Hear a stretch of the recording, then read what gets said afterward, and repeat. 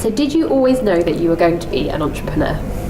Gosh, I can't really remember the time when I didn't think that. So yeah, from a young age, I think I started my first company at the age of 21. Fantastic. And what made you set out on your first adventure? Well, at that time, I had the misguided belief that I thought I knew what I wanted to do, knew what I could create, and really wanted to step out there in the wide world and see if I could create a company and take it to market and launch it and do it all on my own. Yeah. And did you have a particular sort of mentor, or what inspired you to start? Well, back then I didn't have a mentor. Certainly for the last 15 years I've had a chairman who is a mentor and now a very close friend. In fact, he's been chairman of 3 of my companies, and I would certainly say that that's been a really big and influencing factor in the way that I've developed as an owner-founder, as a CEO, and ultimately someone who is currently leading the board of a company that seems to be making its way on the global stage. Great. And if you were advising yourself, your younger self today, what would you say? Well, I think the best bit of advice that I could give anyone starting out in business, and particularly when I look back at myself when I was a younger guy, if you're thinking about an opportunity and you're looking to bring a new product or service to the market, be really clear about what the size of the market is and do your research, because there's nothing worse than coming out there with a business plan thinking that the world is worth this when actually it's worth an awful lot less.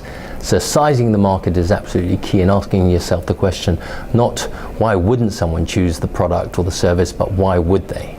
That sounds like very good advice. What's the biggest mistake you've made along the way? Gosh, I suppose the biggest mistake is probably about fundraising and knowing when to bring capital in, when to bring external shareholders in, and when to paddle your own canoe and do it yourself. So Victor is my 14th company. It's the first one that I've had external shareholders and investors in. And if I look back and if I could give myself that advice now, I think I would have probably taken external investment in several of my other companies. And on the flip side of that, what are you most proud of? The company that I'm running today. So today we're ranked number 1 in all the internet companies out of the UK, with 950% growth over a 4-year period. And we've just breached the 100 million mark in terms of valuation. So by far and away the biggest and most successful company I've built to date. Fantastic. And finally, what do you think is the value of networking groups like E2E? I think any networking group is a huge and interesting opportunity for a CEO and owner founder to first of all get out of the business that they're in, albeit for an hour or 2. It gives you a chance to step back, think about what you're doing, and then ultimately to go into a new environment and meet other people like yourself.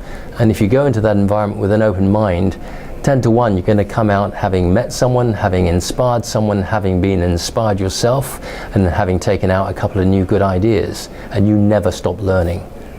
Fantastic. Thank you very much. You're welcome.